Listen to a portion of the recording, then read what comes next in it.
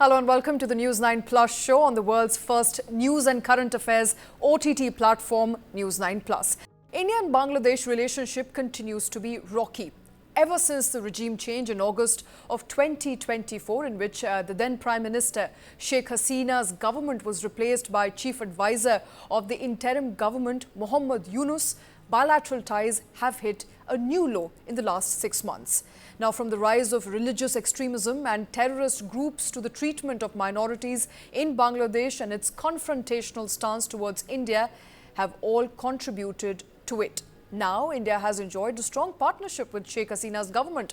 This rise of anti-India rhetoric from the interim administration, along with incidents of violence against Bangladeshi Hindus, have strained the relations between the two countries. Just yesterday, External Affairs Minister S. Jaishankar cautioned Bangladesh over its inconsistent outlook towards India. He said, and I quote, "You cannot on one hand say, I would now like to have good relations with you, but I wake up every morning and blame you for everything that goes wrong. It is a decision that they must make," unquote. Now, yesterday, NSA Ajit Doval also attended an exhibition in New Delhi organized by a think tank on the persecution of minorities in Bangladesh. Now, there is the Indian business as well and its interest in the country, with Gautam Adani setting up a power plant which is going to be operational in November last year. Due to non-payment of dues has not been made operational just as yet. But now he has been asked to restore full power. These unresolved issues between the two countries, coupled with nationalistic rhetoric emanating from Bangladesh's interim government, threaten to escalate tensions between the two countries even further. So, how should India recalibrate its approach towards Bangladesh, which in order to assert its own independence is distancing itself from the previous alignment with New Delhi? Joining me to discuss the India-Bangladesh ties on the News9 Plus show are Ambassador Veena Sikri, a former High Commissioner of India to Bangladesh. Also with us is Subir Bhaumik, author and senior journalist, and also finally joining us is Raja Mujib, columnist and geopolitical analyst. All of you, thank you very much for taking time out for joining us on the News9 Plus show. I want to come to you first, Ambassador Sikri. Now, let's start with what is happening in the US, with the US President saying, "I will leave Bangladesh" to Prime Minister Modi. It gives India enough and more hand into trying to decide its own foreign policy vis-a-vis Bangladesh. How does India really tackle today Dhaka's increasingly hostile behavior towards New Delhi? Well, I think President Trump's statement when Prime Minister Modi was there, it was a very, very good visit and a good statement. It reflected perhaps the involvement of the previous Biden administration, at least the deep state of that administration, in the regime change operation that took place in Bangladesh in August 2024. So I think if we look back from there, then we have to see that the regime that has come in, led by Professor Mohammad Yunus, but controlled by the Jamaat-e-Islami and all the Islamist forces of Bangladesh, this regime is actually controlled by the Islamists, and right from the very beginning it's been clear that this is an unconstitutional and illegitimate government. They do not have any constitutional sanction for being there, and they do not have not held elections in the required 90 days, and also this is not a neutral non-party government. Now, in addition to all these reasons, we have seen with great concern the way in which this new regime has been criticizing India at every drop of the hat. They are building up very vicious anti-India sentiments. Whereas India, from the very first day, our government has said that we are prepared to deal with the government. Our foreign secretary has visited in December 2024, and he has explained very clearly that while we will have substantive dealings with the elected government, we will deal with this government on a day-to-day basis. But from the side of this government, there has been absolutely no interest in visiting India or in showing any interest in wanting to carry forward the relationship on the large number of shared mutually beneficial projects that had been built up under the prime ministership of Sheikh Hasina. Right. And in addition, we have seen the tremendous attacks on the minorities. Right. Now, to say that the minorities attacks is a matter for Bangladesh, this is absolutely way off the mark. You know, they are committing ethnic cleansing. They are killing people right, left, and center, and they're telling the world, "Don't bother about it. This is our business." Right. And the Bangladeshis themselves talk about people in the Gulf. They support the Palestinians. They speak whatever they want on other subjects. And when India, which is so deeply concerned, there is so much concern in India about the conditions of the minorities in Bangladesh, the Hindus, the Christians, and the Buddhists. And if we say anything, this is called, they're called out on that. So I think this kind of a dual standard by the government, the regime of Bangladesh, is one of the reasons why the relationship is in such difficult straits at the moment. All right, and obviously India cannot just stand by while Bangladesh continues to trample on the rights of minority there. I also want to come to you at this point in time, Mr. Bhomik. It does look like that Bangladesh, previously known as East Pakistan, and Pakistan are also cozying up. They have just resumed direct trades after more than 50 years. Mohammad Yunus and Pakistan Prime Minister Shehbaz Sharif have also had rounds of meeting where there has been engagement between the two countries, whereas Yunus has not met Prime Minister Modi. He has not expressed any desire to meet Prime Minister Modi. What is the possibility now that the two countries can come together? We now know that perhaps Prime Minister Modi may meet Mohammad Yunus at the sidelines of the BIMTEC summit in Thailand. Do you see there likely to be a change in Delhi-Dhaka relationships going forward? If yes, how should it be initiated? Well, let me tell you something. Whether Yunus has met Modi or whether he has actually met Shehbaz Sharif and not met Modi so far, but might meet him, I'm less interested in this.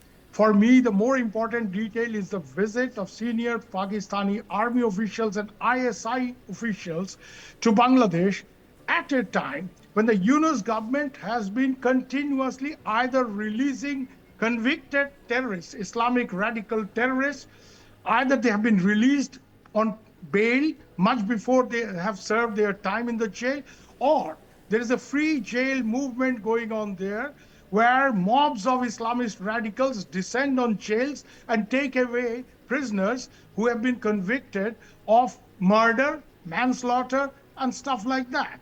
Now, this is surely, Dhaka just can't pretend this is not India's concern. Because for all these Islamist radicals, it's not just the enemies within. They also clearly say that India is shaitan number one, India is their enemy number one. And therefore, release of 700 Islamist radicals so far, either on bail.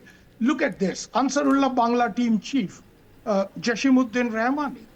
Before he was released on bail, much before he has served his time, he was actually flown in a military helicopter to a district where the namaz-e-janaza of his elder sister was taking place. Now, this in Bengali, we say, Jamai Adar, the way you treat your son-in-laws when they get married to your daughter. So this is the kind of thing that is most worrisome. Apart from the fact, attacks on minorities, and not just minorities, political opponents, attacks on Sufi shrines. 70 of them have been vandalized so far. Now, all these people are feeling extremely insecure. So there are two problems here.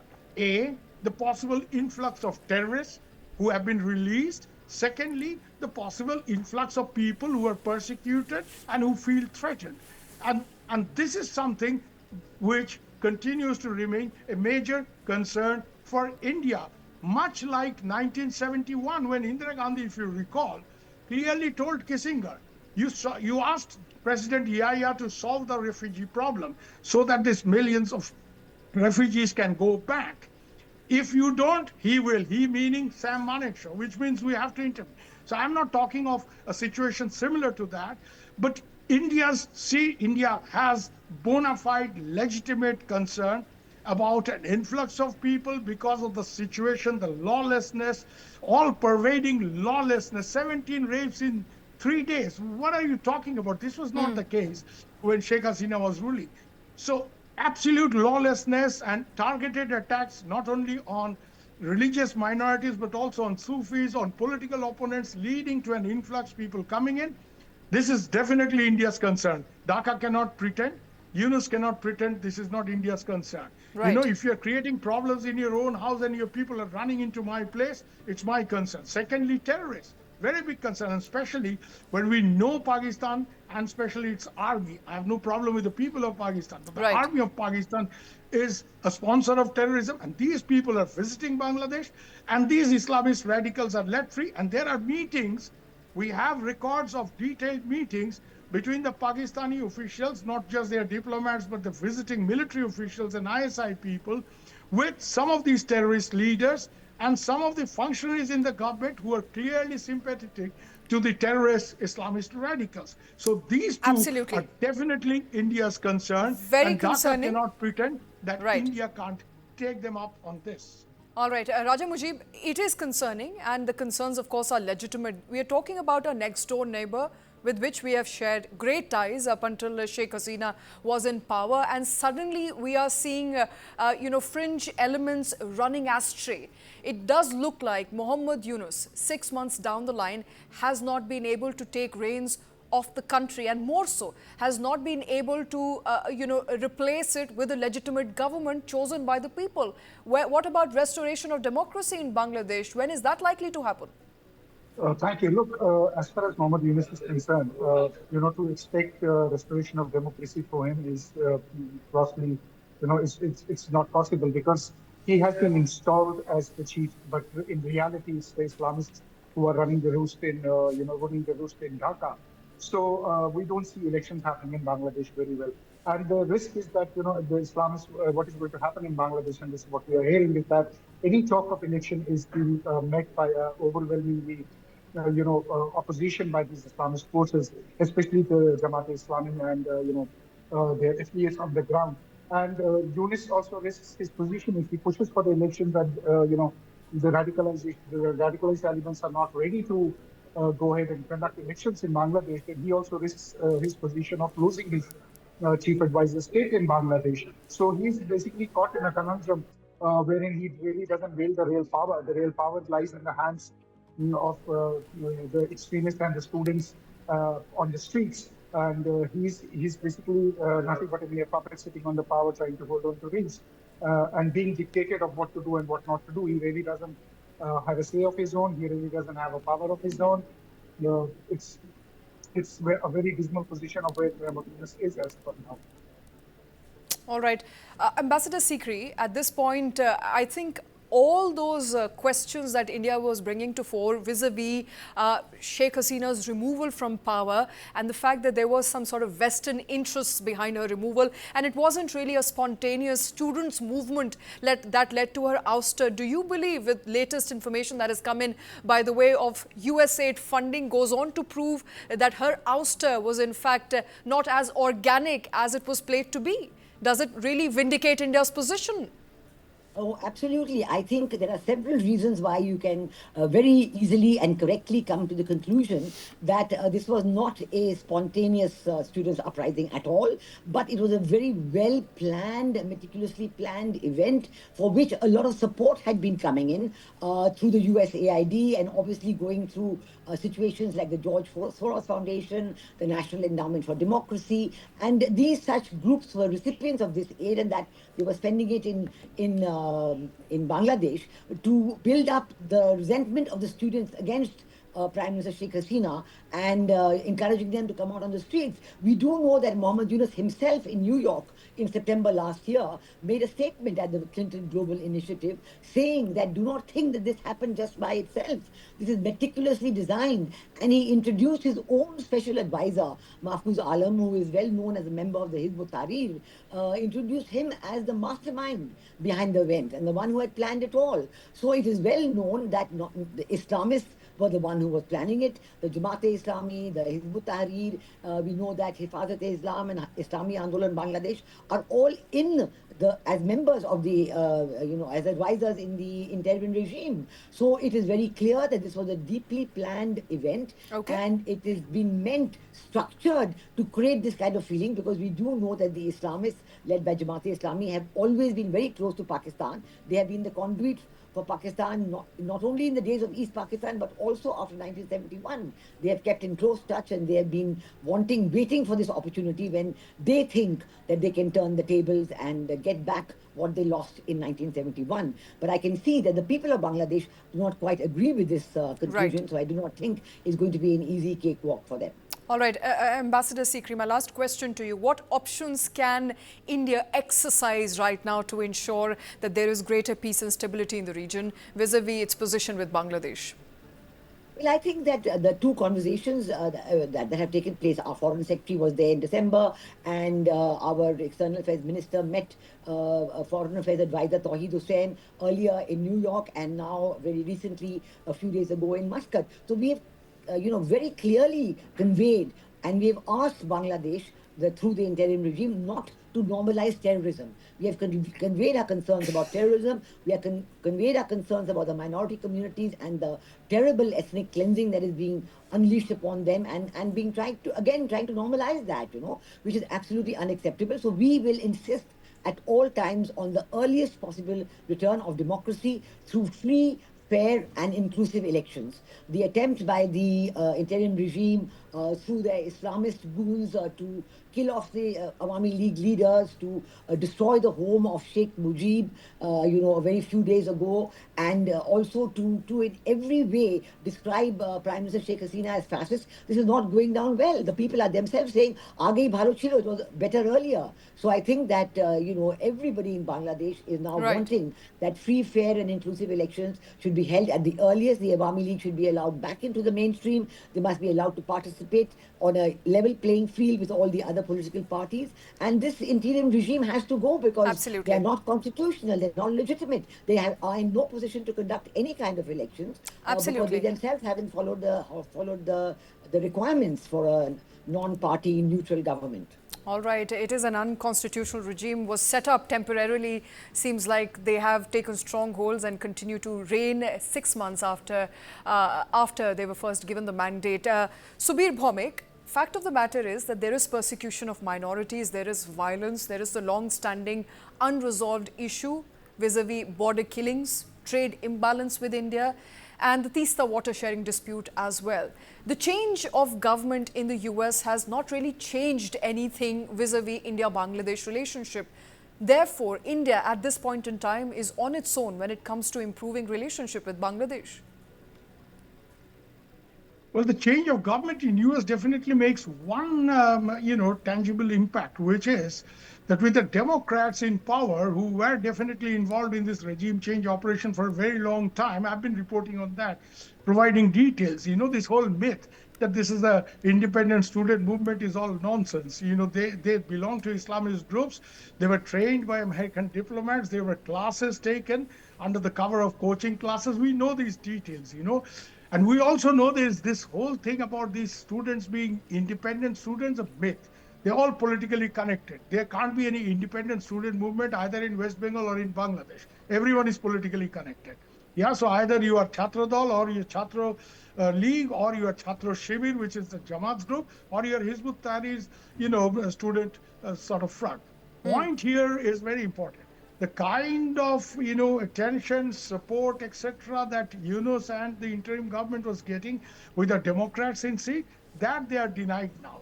And that's evident from the discontinuance of the USAID programs and stuff like that, which has actually brought in a lot of money. But the fact is that we can't be looking at America in the past. We have had problems with America. Veena ji will bear with me, when she was there as ambassador or later, that the Americans wanted Hasina out. We were determined to keep her in, and there was a lot of tussle on that. So we have to do our job. If India thinks we are a regional power, we better act like one. And we have to, we have to ensure that in our dealings with Yunus or whoever is in the driver's seat there, the army is an important institution to deal with at the moment.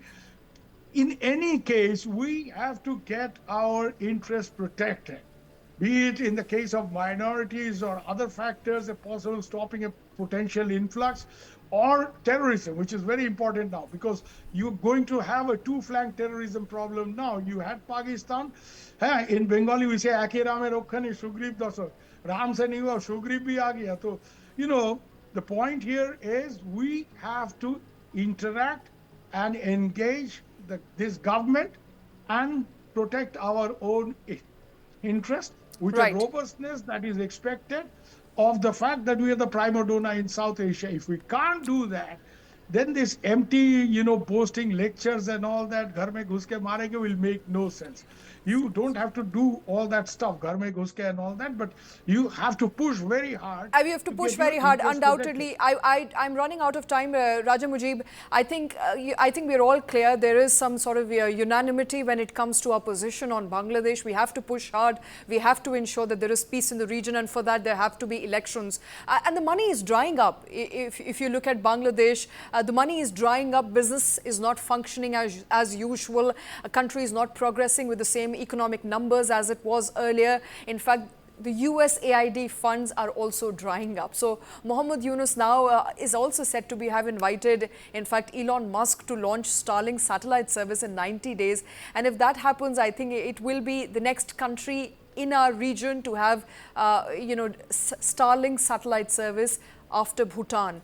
What does it really mean for India as far as its ties with Bangladesh is concerned? These are historically important ties and we must protect it. What options do India have? See, you rightly said, an Islamized country with a failing economy is heaven for terrorism. So, and with Elon Musk going with Starlink, you will have security concerns in the region. We already are seeing how misinformation and disinformation is taking its toll in the seven sister states, especially in Manipur. We are seeing a lot of violence happening. Then you have, your states in Myanmar as well, which are going to get impacted because of, because of the information warfare, which they will be able to carry out from there as well. So you have to be tread a very, very cautious line there. But saying that, the national security, from a national security perspective, we have to be very, very careful of how Bangladesh, descends into further chaos, because as the fronts dry up, it's going to be more chaos there, and it's going to be people who will be on the streets having more power to them, because they will be, it's a classic radicalization terrorism equation which plays down on the street. We are seeing that happening in Pakistan over the years, and Right. Bangladesh is definitely heading the Pakistan way. So there is no second doubt about it. And Bangladesh going the Pakistan way, and India can't afford it at the moment. I think we'll all agree on that. Ambassador Veena Sikri, Subir Bhomik, as well as Raja Mujib, thank you very much, all of you, for taking time out for joining us here on the News9 Plus show. We've all seen Emmanuel Macron, the French president, seated in the Oval Office, gently trying to fact-check US President Donald Trump as he pushed a narrative that Ukraine has taken advantage of the US support in the Russia war. Then Germany's chancellor-in-waiting did not wait for the final results of the country's election on Sunday to herald a new era in Europe, declaring that the US is indifferent to its and the continent's fate. Friedrich Merz questioned the future of NATO and demanded Europe boost its own defenses and do that quickly. All this as the US president advances his America First policy and wants to end Russia and the war that has been continuing between Russia-Ukraine for the past 3 years. President Donald Trump has repeatedly criticized Ukrainian President Volodymyr Zelensky recently and started talks with Russia, and has held Europe responsible for failing to negotiate a peace between Ukraine and Russia. Can Trump stop the war and save the transatlantic relations? Joining me to discuss the future of NATO and the war that is still ongoing at Europe's door on the News9 Plus show app. Joining me are Major General and military historian Ian Cardozo. Also with us is Pramit Pal Chaudhary, who's a foreign affairs analyst, Eurasia Group. Also joining us is Major General retired Sanjay Meston, defense and geopolitical expert. Gentlemen, thank you very much, all of you, for taking time out, for joining us. Pramit, I want to come to you first.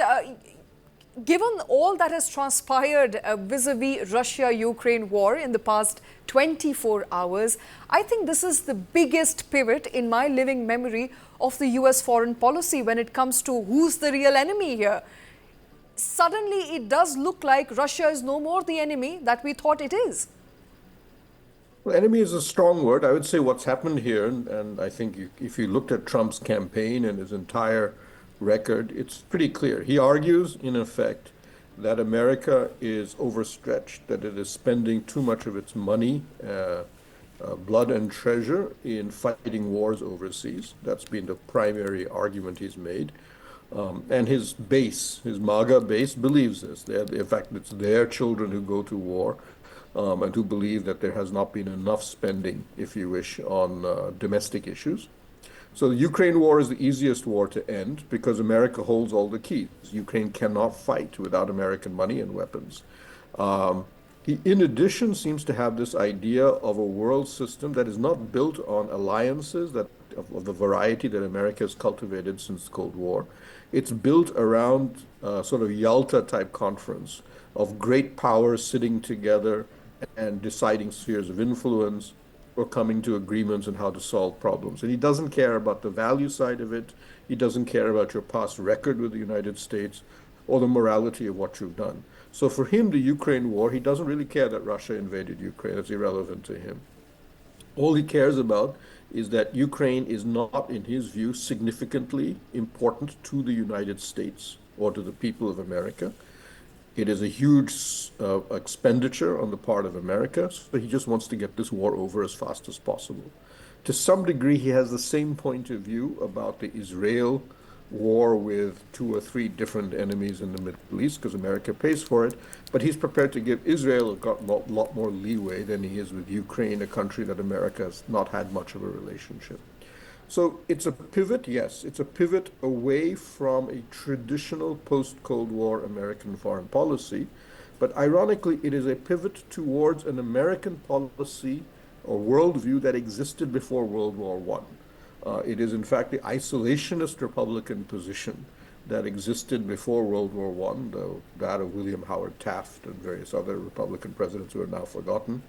And this is what he has returned to, if you wish. So it's an interesting pivot, but it's a pivot to an America that existed about almost a century ago. All right. And before I move forward, what are you making of US aligning with Russia as far as that UN vote on Ukraine is concerned? Fits in perfectly with what Trump was trying to do. The only thing is he is he believes he himself is a great negotiator. That's going to be tested over time. But his view is simply that I will just dictate terms. And in this case, he's more interested in listening to Putin. He has a certain admiration for strong men in the international system, and Putin is one of those in his view. And I think Putin has basically said, these are a list of Russian demands. If you accept them, you get Ukraine to accept them, including the concession of the land that I have conquered, and an acceptance that I am not the aggressor, given Putin's argument about the history of Russia and the Ukraine. Then Russia is prepared to strike a deal, end the war quickly. And that is what is overriding in Trump's mind, is how do I get this war out of the way as fast as possible? And the easiest way to do that is to force Ukraine to concede, which of course has got the Europeans infuriated. But in his view, ultimately the Europeans don't have much choice because it is American money. I mean, Europeans also give money, but there's American arms and money that sustain the Ukraine war. So this is a clash that is now building up within the Atlantic Alliance, if you wish, and it's going to be crucial. It's going to be interesting to see how that develops. Ian Cardozo, who's a military historian, also joining us on the show. Ian, at this point, can Donald Trump stop the Russia war without EU and EU support? Do you think there is a resolution in sight in which there is no European Union involved and sitting at the table? See, Trump basically is a businessman. He's basically interested in money. His aim is to ensure that the USA stops spending money, getting out of NATO, stop giving money to any other country for any other reason. Yes, I do think that Trump will be able to stop this war, provided he sheds his arrogance and listens to what Putin is saying, talks to Putin. Unfortunately, the USA doesn't listen to anyone. They are arrogant. They just do what they want. They create enemies when there's no need for that to happen. In my opinion, the start of the Ukraine war was due totally to the USA. Right. And at which point I think it's also important to understand, Major General Sanjay Meston. Yes, I'll come back to you, Ian. I'll come back to you. What does this mean for NATO? it does look like NATO is facing its greatest strain in generations. What does this mean for the future of NATO? Will US continue to be a part of NATO? And what is the future of NATO looking like to you? Very pertinent question raised. The future of NATO is now actually, I would say, at such a juncture, it is very, very difficult to predict. But the way things are going, firstly, what is happening on ground? President Trump and his advisors, all the advisors have been neglecting now, not even discussing anything with the NATO allies, or I would say the Europeans, and of course nothing with Ukraine also. So definitely, it was such a strong alliance, and President Biden, during his presidency, had revived the NATO. And now I think under President Trump, the NATO is on the decline. And perhaps it may not even last as a long-term organization, because now it is questionable. Now everything depends on how the situation unfolds in the very next few weeks or days. The way things are going on, I think President Trump is firstly going in an isolationist policy. What exactly it was during the First World War era, and they had to jump in once the Pearl Harbor attack took place. Now, the question in mind is that the way things are going on, the Americans, in case tomorrow there is a threat like 9/11, I do not know, can America firstly afford to fight something of a great threat to its homeland like 9/11 in the near future alone? No, it can't. Because I remember when I was in Afghanistan, posted as a defense attaché from 2011 to 14, I remember the biggest problem the Americans were facing. Firstly, it was a strategic alliance there of International Security Assistance Force. 52 countries were fighting along America. It was led by a US 4-star general. But the biggest consideration for the Americans was the body bags. And same happened in Vietnam or any other war. They are very, very sensitive to body bags. So tomorrow, can America afford to fight any future war if it has to fight alone? Right. That is the question. Right now, things appear to be good the way President Trump is thinking of it. But this is what all politics is all about. All strategy is all about. You have to consider all possible options. President Trump, as on date, is only focusing on this war, and he wants to end it. And the way it is going on, I think it is all win-win for President Putin and Ukraine. You know, in a war, there are two sides. The second side, that is Ukraine, is not even being questioned. So firstly, will this war end? I doubt, because if Ukraine decides not to finish this war, even if they don't get weapons from Americans, I'm quite sure the European assistance will continue, because who's actually being threatened in the long run? In the long run, all the Europe allies are being threatened, not America. America is far away. America is only going to be threatened with future terrorist attacks. That may or may not happen. So that is to President Trump's advantage. So NATO's future seems to be very, very bleak. And the way things are going on, this is exactly what Zelensky and some of the NATO leaders have started talking about, some kind of a European expeditionary force or some kind of a force. Probably US may not be part of that. So the poles are changing. I think now the two countries which are going to emerge is in Asia, maybe China and Russia. They are going to be superpowers.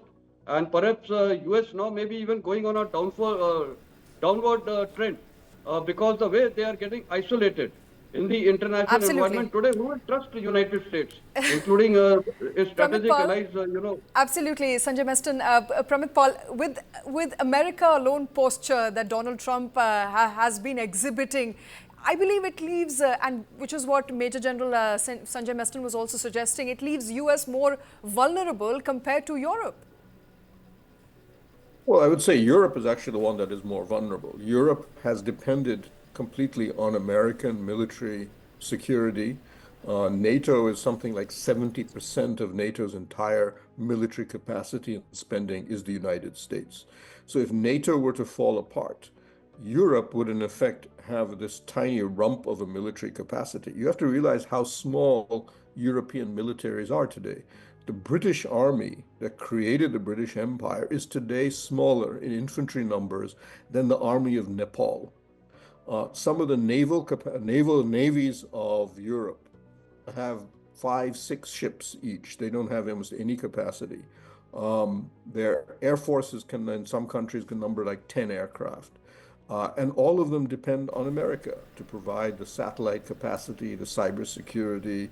They all buy, a lot of them depend on American weapon system. It is Europe that will be extremely vulnerable to almost everything. It is, as others have mentioned, America has two oceans on either of its flanks.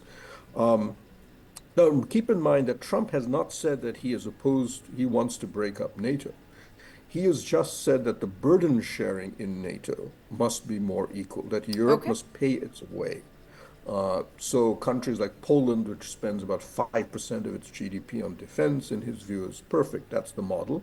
Countries like Spain that spend almost nothing on defense, in his view, are basically parasites who are living off the United States.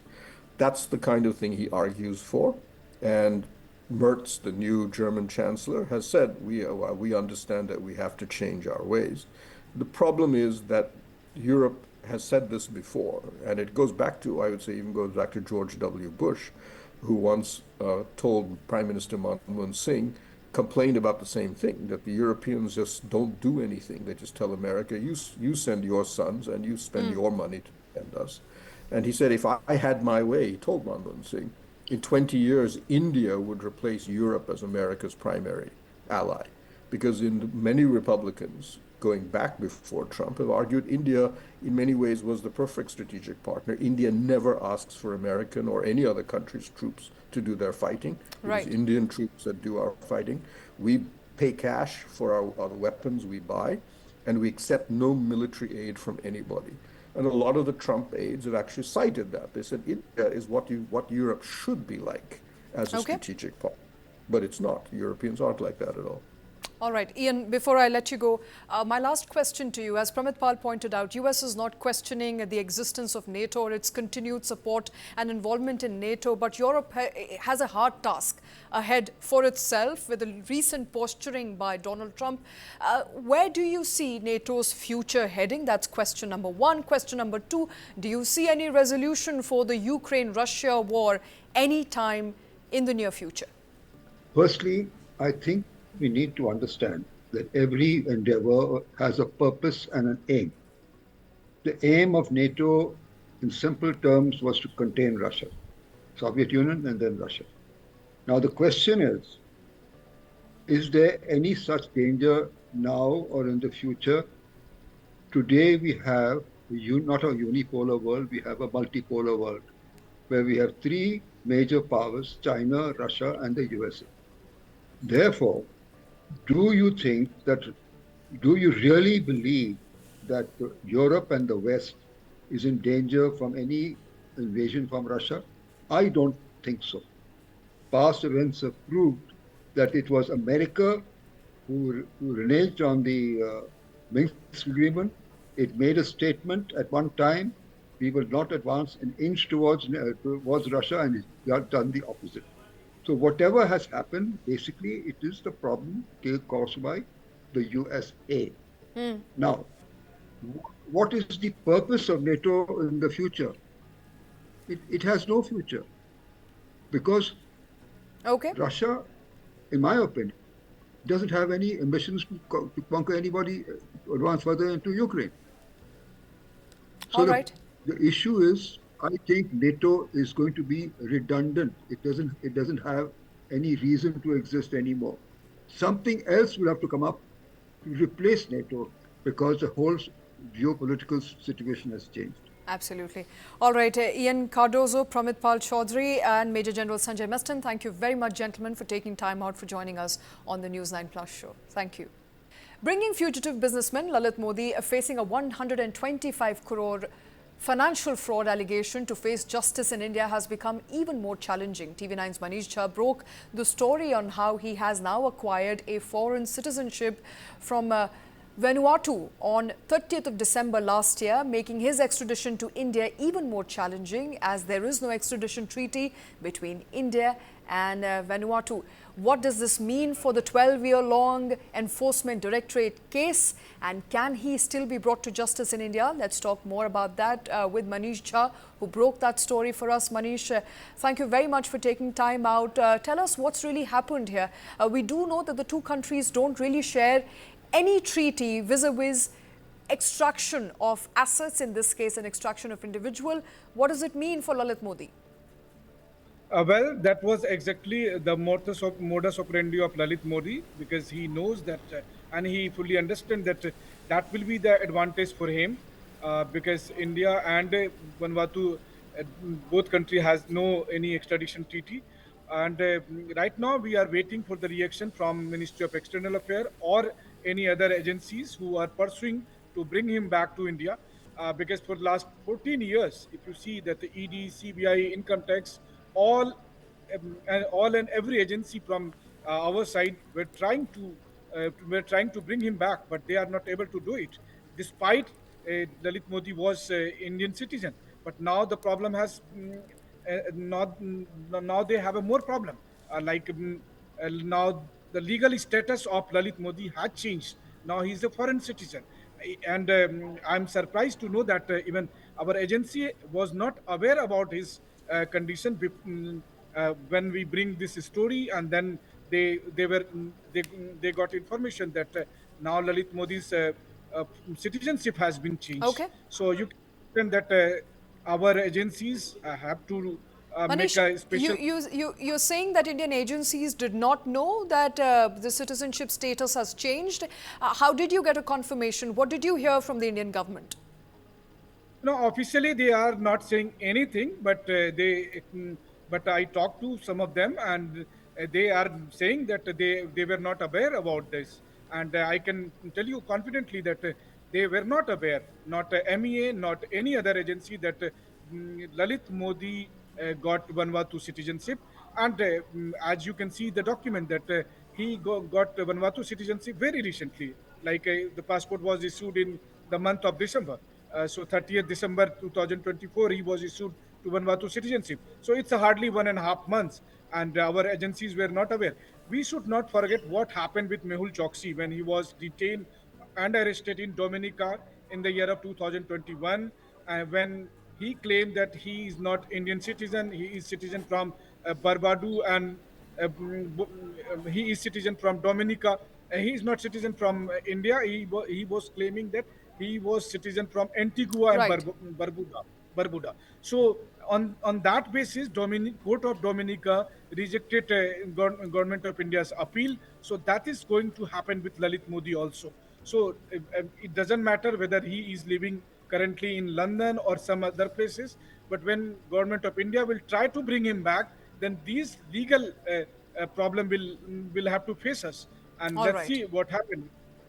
Absolutely. India will be faced by legal challenges while trying to get Lalit Modi extradited back to India. Manish, thank you very much for joining us with all those details. He, of course, broke that story for us at TV9 Network.